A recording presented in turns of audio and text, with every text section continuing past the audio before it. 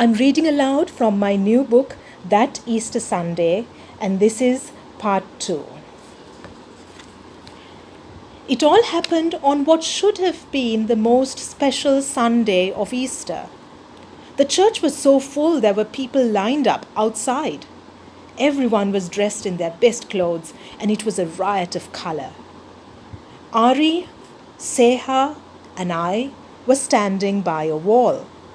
Suddenly, we heard a little tinkling noise. Seha immediately pricked up her ears. Peering between the human legs, we could see a colourful glass bead rolling around on the floor. It was large and glittery. I saw Seha's nose twitch. "No, Seha," I said, knowing my friend's love of all things sparkly. "Don't go into the hall to collect it now. We can get it after everyone leaves. It'll still be there." "It might be stepped on. I'll be back in a minute," she squeaked and darted into the sea of legs. Seha had just left us when it happened. Bits of wood started flying in all directions. Glass began falling on our heads. The beautiful singing turned into shouts and wails.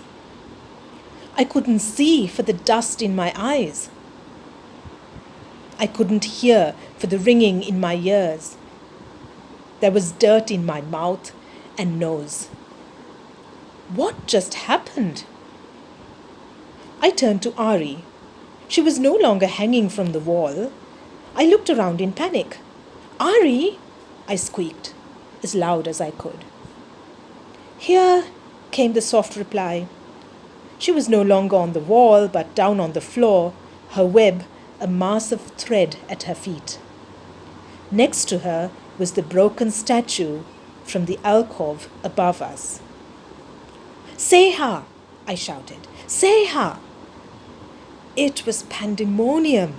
There were humans sitting, standing, and lying on the floor amidst a lot of broken furniture.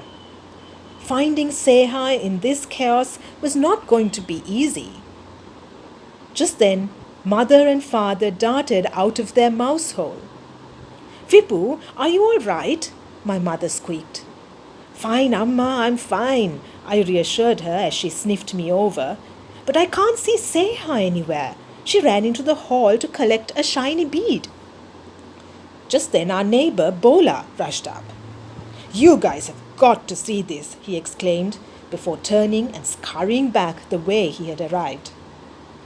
We followed him in single file, hugging the walls and staying out of the way of human feet. "Please let him have found Seha. Please let her be all right," I prayed as I ran.